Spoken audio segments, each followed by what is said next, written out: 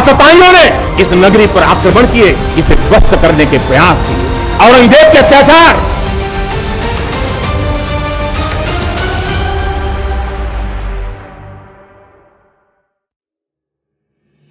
नमस्ते दोस्तों। जून 2011 में तिरुवनंतपुरम केरला में स्थित भारत के सबसे धनी श्री पद्मनाभ स्वामी मंदिर के 5 तहखाने खोले गए थे, जिसके केवल एक तहखाने, जिसको वॉलेट ए कहते हैं, उसी में से लगभग 1 लाख करोड़ रुपए के हीरे मोती सोना चांदी जवाहरात आदि निकले थे, ऐसा हिंदुस्तान टाइम्स की रिपोर्ट्स में था। हालांकि गवर्नमेंट ने कभी इसको पब्लिक नहीं किया, लेकिन यदि पब्लिक किया जाए तो ये और भी अधिक हो सकता है, ये केवल एक अनुमान है। आजकल भारतीयों पर जिस बुर्ज खलीफा का बुखार चढ़ा हुआ है, वैसे वैसे 20 से ज्यादा बुर्ज खलीफा इस संपत्ति में बनाए जा सकते हैं।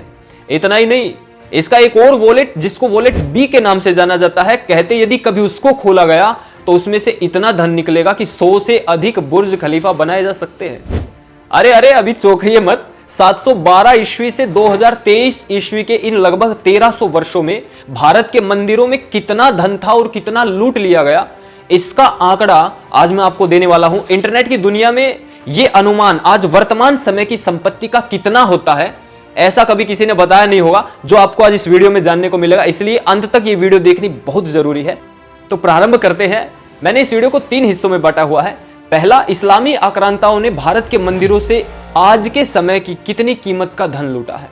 उसके बाद दूसरे हिस्से में ईसाई आक्रांताओं ने भारत के मंदिरों से कितना धन लूटा है, और तीसरे हिस्से में भारत के ही तथाकथित नेताओं, पार्टी और भ्रष्टाचारी अधिकारियों ने मंदिरों से कितना धन लूटा है। कुरान के पारा 10 सूरा 8 आयत नंबर 69 में आता है, फुकुलू मिम्मा गनीमतुम हलालन।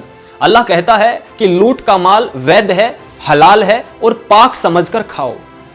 मोहम्मद बिन कासिम इसी विचारधारा को लेकर पहले मुस्लिम आक्रांता के रूप में 712 ईस्वी में भारत पर पहला हमला करता है सिंध प्रांत में, और वहां के राजा को मारकर सिंध प्रांत को जमकर लूटता है।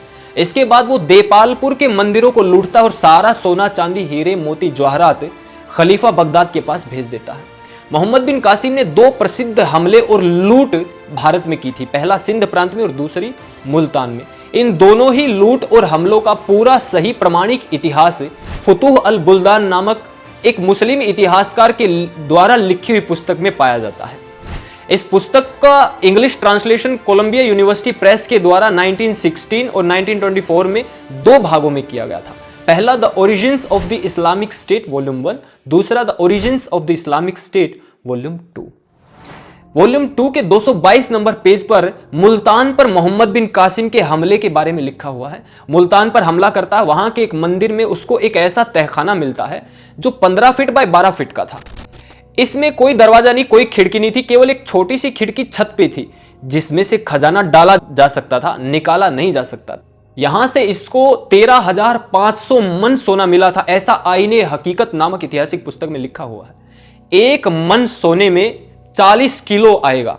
13,500 मन में 5,40,000 किलो सोना केवल मिला था। यहां से हीरे मोती जवाहरात अन्य माणिक आदि कीमती धातु और पदार्थ थे, वो अलग रह गए। केवल सोने की कीमत आज के हिसाब से लगाई जाए तो 2,70,000 करोड़ रुपए की ये लूट थी। इतना ही नहीं, टोटल इस लूट को यदि सारे हीरे मोती जवाहरात लगाते हैं तो 4 से 5 लाख करोड़ रुपए की ये लूट कम से कम थी मुल्तान के मंदिरों से, जो मोहम्मद बिन कासिम ने लूटा था। दोस्तों, ये न्याय की ही बात है कि जिस खलीफा बगदाद, इराक और सीरिया आदि प्रांतों में उस समय के देशों में ये पैसा भेजा गया था, आज वहां पर मौत तांडव कर रही है। मुल्तान से इतना धन मिला कि फुतूह अल बुल्दान में मुल्तान को फर्ज of the house of gold कहा गया, कि ये सोने के घर का दरवाजा है मुल्तान। तो भारत सोने का घर और मुल्तान भारत के सोने के घर का दरवाजा था। केवल दरवाजे से 5 लाख करोड़ रुपए की केवल मंदिरों की लूट मैंने बताई है, वहां से मिली। सोचिए भारत के मंदिरों में और पूरे भारत देश में कितनी संपत्ति रही होगी। इसकी समृद्धि का अनुमान आप आसानी से लगा सकते हैं। वॉल्यूम 2 के ही पेज नंबर 223 में लिखा हुआ है कि इस सारे खजाने के अतिरिक्त 6 करोड़ दिरहम यानी चांदी के सिक्के भी मिले और राजा दाहिर का सिर भी मिला। दोस्तों, मोहम्मद बिन कासिम के इन हमलों के पश्चात मुल्तान में, सिंध में और पुरुषपुर यानी पेशावर में लगातार लूट होनी प्रारंभ हो गई थी। भारत में मुस्लिम बादशाहों का सही इतिहास जनाने वाली एक प्रमुख ऐतिहासिक पुस्तक तारीख़ फरिश्ता है। इसके लेखक मोहम्मद कासिम फरिश्ता ने यह पुस्तक पर्शियन भाषा में लिखी हुई है। 712 ईस्वी से 1612 ईस्वी के बीच में जितने भी इस्लामी आक्रमण और लूट भारत में हुई है, सबका विस्तार से विवरण इस पुस्तक में किया हुआ है। जॉन ब्रिक्स ने इसका इंग्लिश ट्रांसलेशन किया है। उसके वॉल्यूम 1 के पेज नंबर 28 में महमूद गजनवी की एक महान लूट के विषय में आता है। महमूद गजनवी भीम के किले की चोटी पर बने हुए एक मंदिर को लूटता है। वहां से उसको 7 लाख से अधिक सोने की दिनार्स प्राप्त होती है।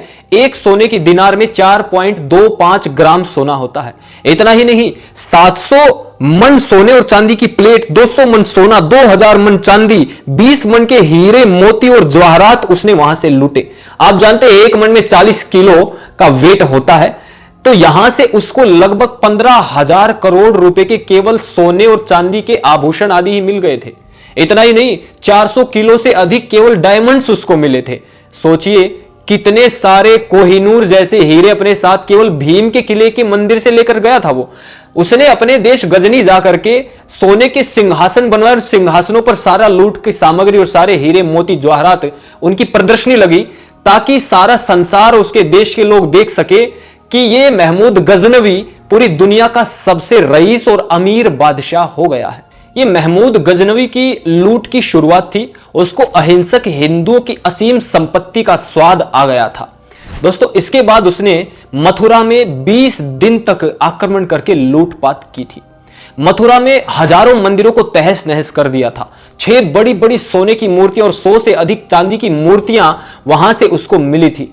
मंदिरों को लूट करके पूरे मंदिर का नाश सत्यानाश करके उनके भवनों को गिरा दिया था। वहां के शहर को लूट लिया था। मथुरा की लूट कितनी बड़ी रही होगी इस बात से समझिए कि पद्मनाभ मंदिर के एक वॉलेट को खोलने पर केवल एक विष्णु महाराज की बड़ी मूर्ति मिली थी और 1 लाख करोड़ रुपया उसका आकलन किया गया था। तो मथुरा की ये जो लूट थी, जिसमें 6 बड़ी सोने की मूर्तियां और अनेक हीरे, मोती, जवाहरात, माणिक और चांदी की 100 से अधिक बड़ी मूर्तियां हासिल की थी, ये लाखों करोड़ रुपए की लूट थी। इसके बाद उसने फोर्ट ऑफ मुंज को लूटा, वहां के सारे मंदिरों को लूटा। ये सारी की सारी लूट का बैठ करके मैंने जब अनुमान और आकलन लगाया, ये कम से कम 8 से 10 लाख करोड़ रुपए की लूट महमूद गजनवी ने की थी। इतना ही नहीं, उसके ऊंट कम पड़ गए थे इस लूट को अपने देश ले जाने के लिए। आप सोच सकते हो कि कितनी बड़ी लूट रही होगी। उसने अपनी राजधानी में सोने चांदी की सजावट से मस्जिदें बनवाई, म्यूजियम बनवाए, महल, फुवारे और भी चीजें बनवाई, जिससे वह शहर ईस्टर्न वर्ल्ड का सबसे धनी और संपन्न शहर बन गया था। और अब वो प्रसिद्ध लूट, जिसके बारे में दुनिया भर के पुस्तकालय और इतिहास की पुस्तकें भरी पड़ी हैं। सितंबर 1024 में महमूद गजनी से चला, केवल गुजरात के सोमनाथ मंदिर को लूटने के उद्देश्य से। आश्चर्य की बात यह है कि उसके साथ 30,000 से ज्यादा मुसलमान केवल इसलिए सम्मिलित हो गए कि वो उस मंदिर को लूटना चाहते थे। बिना किसी वेतन के महमूद के साथ आ गए वो। सोचिए सोमनाथ के मंदिर में कितना धन और संपत्ति रही होगी। और जब उन लोगों ने गुजरात आकर सोमनाथ मंदिर को लूटा, तो वहां से उनको हजारों सोने और चांदी की मूर्तियां मिली थी। पद्मनाभ स्वामी मंदिर के वॉलेट में एक विष्णु जी की बड़ी मूर्ति मिली थी, बहुत बड़ी नहीं थी, नॉर्मल थी। वहां से हजारों सोने चांदी की बड़ी बड़ी प्रतिमाएं मिली थी। इतना ही नहीं, मंदिर के जो घंटे हैं, वो घंटे जिस चेन से लटकते हैं, वो सोने की केवल एक चेन का वेट, वजन 8,000 किलो था। उन घंटों का भी वजन कितना रहा होगा। और ऐसी ऐसी कई चेन और कई घंटे थे सोने के। मित्रों, यहां से उनको बहुत अधिक हीरे, मोती, जवाहरात, माणिक और भी कीमती चीजें, पदार्थ प्राप्त हुए थे। इस लूट का जितना मैंने अनुमान आकलन बैठकर लगाया, यह लूट संसार की सबसे बड़ी लूट थी। और उस समय इतिहासकार कहते हैं तारीख फरिश्ता आदि पुस्तकों में कि यहां से इतना धन महमूद गजनवी को मिला जितना संसार के किसी भी शाही खजाने में कभी किसी के पास नहीं रहा। 40 लाख करोड़ रुपए तो कम से कम लूटे थे इस मंदिर को लूटकर। इसी से आप अंदाजा लगा सकते हैं कि इस्लाम वाले आज तक के इतिहास के सबसे बड़े मंदिर चोर और लुटेरे रहे हैं। केवल महमूद गजनवी ही भारत से 17 बार आक्रमण करके यहां के मंदिरों से 40 से 50 लाख करोड़ रुपया लूट कर ले गया। ऐसा अनुमान मैंने लगाया है। आप पढ़ेंगे, आप भी समझ जाएंगे। मैंने प्रमाण आपको दिए हैं सारे के सारे। इसके बाद मैंने मोहम्मद गोरी और तैमूरलंग जैसे मजहबी उन्मादियों की मंदिरों की लूट जानने के लिए इस्लामी इतिहासकारों को पढ़ना शुरू किया, तो जैसे इनके हमले खत्म ही नहीं हो रहे थे। अगर मैं बताने लग जाऊं तो कई दिन कम पड़ जाएंगे। मैंने इनका अनुमान लगाया कि मोहम्मद गोरी ने अपनी भारतीय लूट में से केवल मंदिरों की लूट 8 से 10 लाख करोड़ रुपए की थी। तैमूर शैतान ने कम से कम 12 से 18 लाख करोड़ रुपए की संपत्ति मंदिरों पर हमले करके लूटे थे। यह अनुमान मैंने तैमूरलंग का लगाया। दोस्तों, मैंने 712 ईस्वी से 1612 ईस्वी के बीच में मंदिरों की जितनी भी लूट 900 वर्ष में हुई, उसका भी अनुमान लगाया है। इन 900 वर्षों में कम से कम 100 से अधिक छोटे और बड़े हमले 100 से अधिक नवाब, सुल्तान और बादशाहों ने भारत के मंदिरों पर किए। और इन सारे हमलों में जितनी संपत्ति लूटी, मैंने बैठ करके कई दिन लगा करके उसका अनुमान जब लगाया तो पाया कि यह सारी संपत्ति कम से कम 150 से 200 लाख करोड़ रुपए की लूटी गई। 1526 से आगे का सारा इतिहास बाबरनामा, हुमायूंनामा, अकबरनामा, जहांगीरनामा, शाहजहांनामा, औरंगजेबनामा आदि इन्हीं की पुस्तकों में भरा पड़ा है। मुगलों के खर्चीले स्वभाव, आलीशान जीवन, इनकी मंदिरों की लूट और इनके अत्याचारों पर अनेक इतिहासकारों ने पुस्तकें लिखी हुई हैं। इनमें भी अकबर और औरंगजेब ने सबसे अधिक लूट और अत्याचार किए। अकबर पर आप मेरी पुरानी प्रमाणिक वीडियो अवश्य देखें। अस्तु शाहजहां और औरंगजेब के समय पर डॉक्टर फ्रांसवा बर्नियर आए और उन्होंने मुगलों के खर्चीले स्वभाव और आलीशान जीवन पर विस्तार से लिखा। उन्होंने लिखा कि शाह ईरान और सुल्तान रोम, इन दोनों की मिलाकर भी इतनी आमदनी नहीं जितनी मुगल बादशाह की है, लेकिन मुगल बादशाह का खर्च भी उतना ही है जितनी उसकी आमदनी है। इतना ही नहीं, आगे एक जगह पर और वो लिखते हैं कि यहां पर किसान कहते हैं कि हम किसके लिए कमाएं? क्या कोई अत्याचारी आए और सब कुछ लूट ले जाए, छीन ले जाए, इसलिए कमाएं? इतना ही नहीं, आगे फिर से कहते हैं, जो प्रजा हितैषी कहते हैं मुगलों को, उनके लिए वो कहते हैं कि यदि यहाँ के लोगों को, निवासियों को सेना का डर ना होना, तो वो ऐसे अत्याचार और दुर्व्यवहारों को कभी सहन ना करे और या तो कहीं को भाग जाए या गदर मचा दे। ये फ्रांसवा बर्नियर मुगलों के विषय में कहते हैं। अब ऐसे खर्चीले स्वभाव को, ऐसे आलीशान जीवन और ठाठ बाट भरे जीवन को चलाना केवल लूट द्वारा और अत्याचार द्वारा ही संभव है, ये सब आप जानते हैं। इसीलिए हजारों मंदिरों को तो केवल अकबर और औरंगजेब ने ही लूट कर मिट्टी में मिला दिया था। इतना ही नहीं, भारत में हिंदुओं पर धार्मिक टैक्स भी लगाया जाता था और साथ की साथ जजिया कर भी लगाया जाता था। 2 टैक्स 2 कर अलग अलग लगाए जाते थे। याद रखना, मैं केवल मंदिरों की धार्मिक लूट बता रहा हूं, देश की लूट नहीं बता रहा हूं। केवल इस्लामी आक्रांताओं ने अपने शासनकाल में मंदिरों से कम 300 लाख करोड़ रुपए लूटे हैं। ये इतना धन है, यदि आज भारत के पास हो जाए तो भारत की सारी गरीबी का नाश हो जाए। अस्तु इस्लाम की शक्ति कमजोर पड़ी तो भारत की सत्ता ब्रिटिश ईसाइयों ने हथिया ली। और ब्रिटिश ईसाई भी बाहर की विचारधारा थी जैसे इस्लाम, तो इन्होंने भी भारत के हिंदू मंदिरों पर बुरी नजर रखनी प्रारंभ कर दी। लेकिन ये इस्लामी लुटेरों से थोड़े अलग थे। इन्होंने सारे इलीगल कामों को कानून बनाकर लीगल करना शुरू कर दिया। इन्होंने शराब बनाना इलीगल कर दिया, लेकिन कुछ लोग बना सकते थे।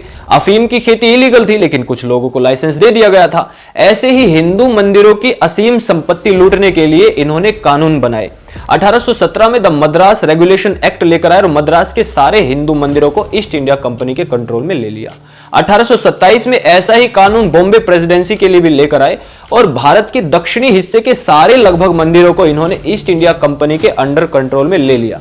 1840 तक हिंदुओं की ओर से गदर होने की संभावना को देखते हुए इन्होंने मंदिरों को दोबारा उनके ट्रस्टीज को सौंपना शुरू कर दिया और यह काम 1863 तक जाते जाते पूरा हुआ। और 1863 में सभी मंदिरों को द रिलीजियस एंडोमेंट एक्ट्स 1863 के द्वारा उनके ट्रस्टियों को सौंप दिया गया था। अब ध्यान दीजिए, इन दोनों एक्ट में एक बात विशेष यह है कि ये दोनों ही एक्ट भारत के दक्षिणी हिस्से के लिए लाए गए थे, क्योंकि ईसाई सोचते थे कि उत्तर भारत के मंदिरों को तो इस्लाम वालों ने पूरा लूट लिया होगा, चूस लिया होगा, इसलिए भारत के दक्षिणी हिस्से के मंदिरों को हम लूटेंगे। इसीलिए दक्षिण भारत में एक कानून लाए गए थे। लेकिन ईसाइयों की यह मान्यता गलत सिद्ध हुई। ईसाई भारत के लोगों की दान और त्याग की वृत्ति को अभी अच्छे से समझ नहीं पाए थे। ईसाई ये समझ नहीं पाए थे कि भारत के मंदिर अक्षय पात्र हैं, इनमें से सदा निकलता रहता है, इन पात्रों में कभी कमी होती नहीं, चाहे उत्तर भारत के मंदिर हो अथवा दक्षिण भारत के मंदिर हो। 1857 के प्रथम स्वतंत्रता संग्राम के समाप्त होने के पश्चात ब्रिटिशर्स ने हिंदू मंदिरों को जमकर लूटा। एक ब्रिटिश अधिकारी दिल्ली की 61st रेजिमेंट का कैप्टन चार्ल्स जॉन ग्रिफ्ट अपनी पुस्तक a narrative of the siege of Delhi के पेज नंबर 244 और 45 पर लिखता है कि दिल्ली में बिखरे हुए अनेक मंदिरों को लूटने पर हमें इतनी संपत्ति मिली जितनी महमूद गजनी को सोमनाथ लूटने पर मिली होगी। उसकी तुलना अपनी लूट से वो कर रहा है। इतना ही नहीं, वह आगे लिखता है कि चांदनी चौक पर स्थित एक छोटे से मंदिर में जब हम घुसे तो वहां पर स्थित एक मूर्ति के बेस को जब हमने तोड़ा तो वहां से इतना सोना चांदी हीरे मोती जवाहरात और माणिक हमें मिले जितने मैंने और हमने आज तक कभी देखे नहीं है। दोस्तों, सोमनाथ मंदिर की लूट कम से कम 20 से 40 लाख करोड़ रुपए की रही थी, ये आप जानते हैं। यदि उसका 1/4 भी हम मान ले इसको, तो भी ये लूट कम से कम 5 से 10 लाख करोड़ रुपए की रही थी केवल दिल्ली के मंदिरों को जब इन्होंने लूटा। सोचिए, पूरे भारत के मंदिरों को जब इन्होंने लूटा होगा तो ये लूट कम से कम 100 लाख करोड़ रुपए के आसपास गई होगी।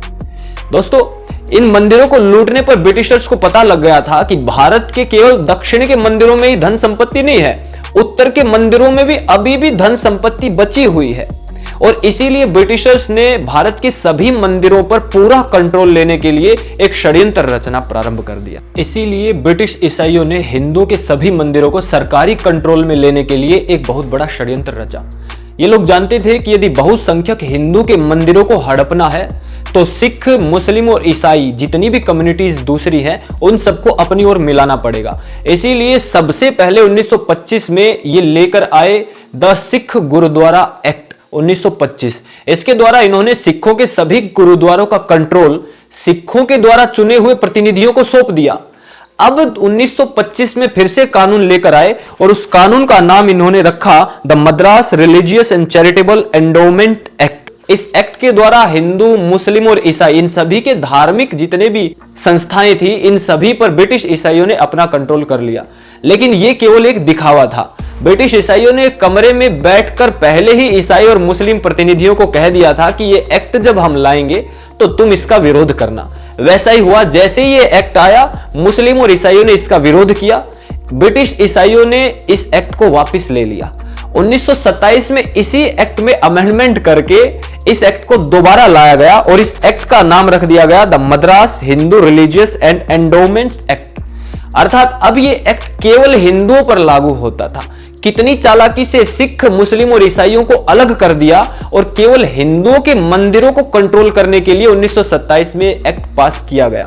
मैंने आपको पिछली वीडियो में बताया था कि ब्रिटिश ईसाइयों ने कैसे मुस्लिमों के साथ साठगांठ करके इस देश में अपनी राजनीति, अपना गुलामी का जो तंत्र था वो आगे बढ़ाया था। मित्रों, ब्रिटिश ईसाइयों ने हिंदू मंदिरों को दो प्रकार से, यानी पहले अत्याचार करके और दूसरा कानून बनाकर खूब लूटा था। ये यदा कदा उन्हीं के स्वयं के प्रमाण मिल जाते, उन्हीं के दस्तावेज और पुस्तकों में आपने देख लिया। मैंने जितने भी प्रमाण दिए हैं ये प्रमाणिक पुस्तकों के दिए हैं। अब तक मैंने किसी वेबसाइट का रेफरेंस नहीं दिया है, ये याद रखना। मेरे अनुमान से ब्रिटिश ईसाइयों ने कम से कम 50 से 100 लाख करोड़ रुपया केवल अत्याचार करके लूटा हिंदू मंदिरों से। कानून बनाकर लूटने का विषय अलग ही रह गया है। गलती की संभावना को देखते हुए मैंने लूट की कीमत केवल आधी लगाई है, चाहे वो इस्लामी लूट हो मंदिरों की या वो ईसाई लूट हो। देश आजाद हो गया, ब्रिटिशर्स यहां से चले गए, लेकिन नए बने इंपोर्टेड कॉन्स्टिट्यूशन ने हिंदुओं के मंदिरों को कंट्रोल करने के लिए राज्य सरकारों को खुली छूट दे दी। सबसे पहले तमिलनाडु गवर्नमेंट ने 1951 में the Hindu religious and charitable endowments act पास किया। इस अकेली तमिलनाडु गवर्नमेंट का आज लगभग 44,000 मंदिरों पर होल्ड है, कंट्रोल है। इन मंदिरों की संपत्ति जब आप सुनेंगे तो आपके होश उड़ जाएंगे। इन मंदिरों के पास लाखों करोड़ रुपए की संपत्ति है।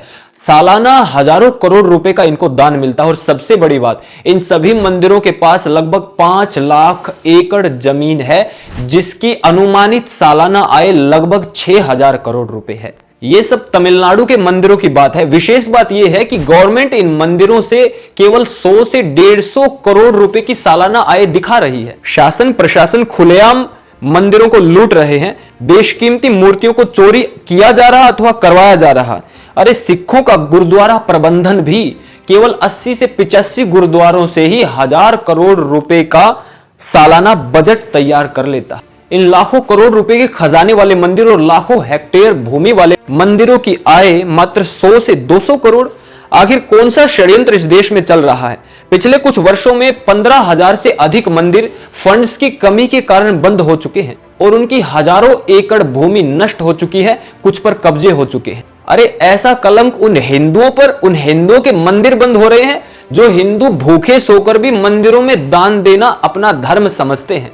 इतना ही नहीं, एक अनुमान के अनुसार 4 से 5 लाख मंदिर सरकारी कंट्रोल में है पूरे देश में, और इन मंदिरों की सालाना आय इनके दान के द्वारा, इनकी भूमि के द्वारा और उत्सवों के द्वारा 20 से 25 हजार करोड़ रुपए है। भारत देश की आजादी को लगभग 75 वर्ष हो गए हैं, और यदि 75 को 25,000 करोड़ से गुना किया जाए, 50 को ही कर लो 25,000 करोड़ से भी यदि आप, तो भी भारत के मंदिरों से लगभग 15 से 20 लाख करोड़ रुपए आजादी के बाद लूट लिए गए हैं, या तो सरकारी खजाने में जा चुके हैं या भ्रष्टाचारी नेता और शासन प्रशासन के अधिकारियों की जेबों में जा चुके हैं।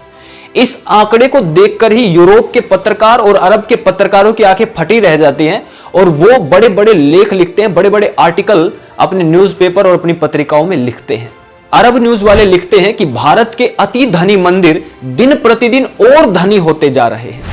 वहीं वॉशिंगटन पोस्ट और द गार्डियन में बताई गई वर्ल्ड गोल्ड काउंसिल की एक रिपोर्ट के अनुसार भारत के सभी मंदिरों के पास कम से कम 22,000 टन गोल्ड है, जिसकी वर्तमान की कीमत $1 ट्रिलियन है, यानी कि लगभग 82-83 लाख करोड़ रुपए है। ये सऊदी अरब के ड्रीम प्रोजेक्ट की कीमत है। सोचिए, सब कुछ लूटने पिटने के बाद भी भारत के मंदिरों के पास केवल 80 से 82 लाख करोड़ रुपए का केवल सोना है। अन्य हीरे मोती जवाहरात माणिक आदि कीमती चीजों की बात यहां नहीं कही है वर्ल्ड गोल्ड काउंसिल ने। आज उपस्थित मंदिरों के धन का 5 गुना भी यदि 1200 वर्षों में लूटा गया होगा, तो भी लूटे हुए धन की कीमत 400 से 500 लाख करोड़ रुपए है, जो हिंदू मंदिरों से निकाला जा चुका है, जिसमें से मुस्लिमों द्वारा मंदिरों की लूट लगभग 300 लाख करोड़ की रही है। ब्रिटिश ईसाइयों द्वारा मंदिरों की लूट 50 से 100 लाख करोड़ की रही है, और भारत की ही सरकारों द्वारा, अन्य भ्रष्ट अधिकारियों द्वारा की गई मंदिरों से निकासी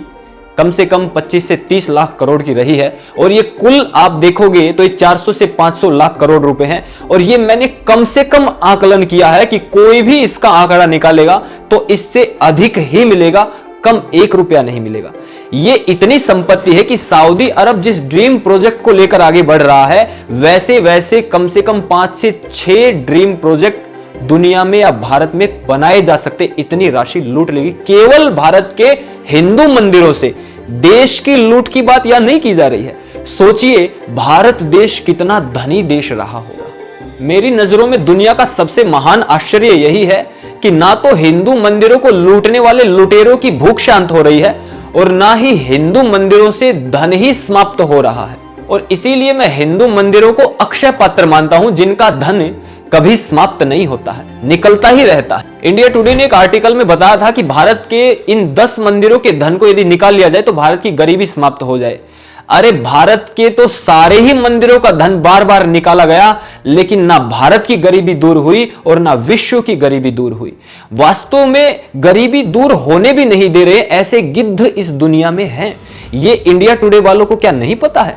मंदिरों के राज में भारत देश में कोई गरीब नहीं था। यदि मंदिरों की ही चलने लग जाए तो भारत में कोई गरीब ना रहे, लेकिन राज सत्ता ऐसा होने नहीं देती है। बड़े बड़े मंदिर और हिंदू की धार्मिक संस्थाओं को जैसे तैसे कमजोर करके नए नए देशी विदेशी ट्रस्टियों वाली हिंदुओं की संस्थाएं और सभाएं बन रही हैं। मजे की बात यह है कि इनमें सालाना हजारों करोड़ रुपया इकट्ठा होने लग गया है, और हिंदू ये भी नहीं जानते कि आज नए नए मत पंथ और संप्रदाय और नए नए गुरु जो इनको बिल्कुल सच्चे और अच्छे दिखते हैं, ये सारे के सारे हिंदुओं का धन लूटने और ठगने वाले लुटेरे मात्र हैं, और इनका धन देश विदेश में ना जाने कहां कहां इलीगल एक्टिविटीज में लगाया जा रहा है। अब आते हैं इस लगातार हो रहे एक तरफा अत्याचार और लूट के समाधान पर। आदि शंकराचार्य तक भी बड़े बड़े वेद मंदिरों में आर्य और हिंदू दान दिया करते थे। इन्हीं वेद मंदिरों से भारत की शिक्षा व्यवस्था सुचारू रूप से चलती थी। इन्हीं मंदिरों के अंतर्गत वेदशाला, पाठशाला, गौशाला, पाकशाला, नंदीशाला, आरोग्यशाला, धर्मशाला आदि बना करके समाज की सेवा की जाती थी और राष्ट्र निर्माण का कार्य मंदिरों के द्वारा किया जाता था। बाद में मंदिरों में पाखंड चलने लग गया। मंदिरों ने धन को शिक्षा आदि जैसी संस्थाओं पे खर्च करने की अपेक्षा संचित करना प्रारंभ कर दिया। हिंदू के धर्म ग्रंथों में मिलावट होनी प्रारंभ हो गई। लोगों में जातिवाद बहुत स्तर तक बढ़ने लग गया था। इसी कारण हिंदू भूल गया कि धन की 3 गति होती है। पहली 2 गति व्यक्ति स्वयं करता है, वो है धन का एक बड़ा हिस्सा अपने और अपने परिवार की उन्नति में लगाना चाहिए और दूसरा हिस्सा समाज की उन्नति में लगाना चाहिए। यदि कोई परिवार, कोई व्यक्ति, कोई सभा, कोई संस्था, कोई कम्युनिटी धन का ऐसा उपयोग नहीं करती है तो धन की तीसरी गति अपने आप होती है, ऑटोमेटिक होती है, वो है धन विनाश करवाता है। हिंदू अर्थात आर्य लोगों ने मंदिरों में दान देना कभी बंद नहीं किया, लेकिन उस दान की रक्षा करने का कभी कोई उपाय भी नहीं किया। इसीलिए अत्याचारी मुस्लिम और ईसाई आक्रांता लालच की दृष्टि से मंदिरों को देखने लग गए और वही धन हिंदुओं का दान दिया हुआ ही उन्हीं के लिए घातक सिद्ध होने लग गया, उन्हीं की सुरक्षा पर एक बहुत बड़ा प्रश्न चिन्ह खड़ा करने लग गया। इसीलिए हिंदुओं पर महान अत्याचार हुए। ये विषय आज इस वीडियो का नहीं था, केवल मंदिरों की लूट का विषय था। महान अत्याचारों पर कभी फिर से आऊंगा, लेकिन मुझे लगता है हिंदू संसार की वो एकमात्र प्रजाति है जो आत्मरक्षा में भी प्रतिकार करना, हमला करना भूल चुकी है। अरे सर्कस का शेर भी कभी कभी अपनी रक्षा को महसूस करता हुआ हमला कर देता है सामने वाले पर। अब सॉल्यूशन 2 है। पहला सॉल्यूशन, अहिंसा का ठेका पूर्ण धार्मिक विद्वान और ऋषि मुनियों पर ही छोड़ देना चाहिए और हिंदुओं को अन्याय का प्रतिकार करना चाहिए। अरे एक विदेशी डॉक्टर फ्रांसवा बर्नियर भी हिंदुओं पर हो रहे महान अत्याचार और कष्टों को देखता हुआ बोल देता है कि मुस्लिम दीन अत्याचार और अस्त्र शस्त्रों के बल पर फैला है। जहां तक मैं समझता हूं इसको रोकने का दूसरा कोई उपाय भी नहीं है, यानी आत्मरक्षा में हिंदुओं को भी अहिंसा छोड़कर हिंसा अपनानी पड़ेगी। एक विदेशी भी लूट मार देखकर उसका सॉल्यूशन ढूंढ रहा है। इतना ही नहीं, सुभाष चंद्र बोस जी ने भी कहा था, अन्याय सहना भी उतना ही बड़ा पाप है जितना अन्याय करना। अतः बड़ी बड़ी बातें करने से अच्छा है सभी मानवतावादी लोग आपसी वैर, विरोध, भेदभाव, द्वेष को भुला करके मिल करके अपनी रक्षा करें और स्वयं सुखी रहें और संसार के सभी जीव जंतुओं को सुखी करें।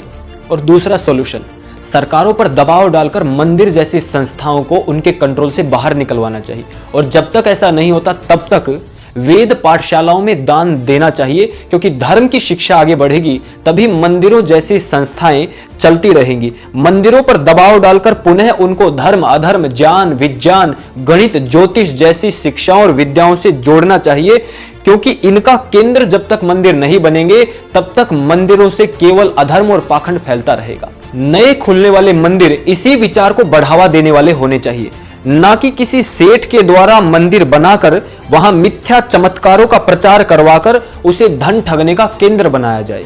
दान के बिना धर्म नहीं, धर्म के बिना जीवन नहीं।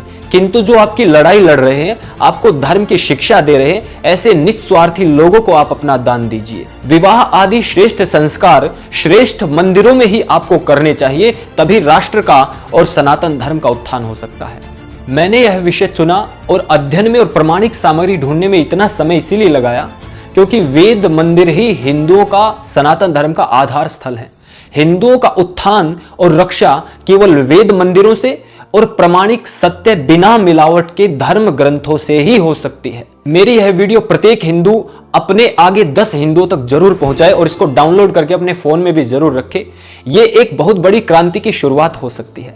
थैंक्स भारत यूट्यूब चैनल, आपका अपना यूट्यूब चैनल है। मैं आपका भाई राहुल आर्य हूं। आप इस चैनल को ज्यादा से ज्यादा शेयर, सब्सक्राइब अवश्य करवाएं। ओम जय श्री राम।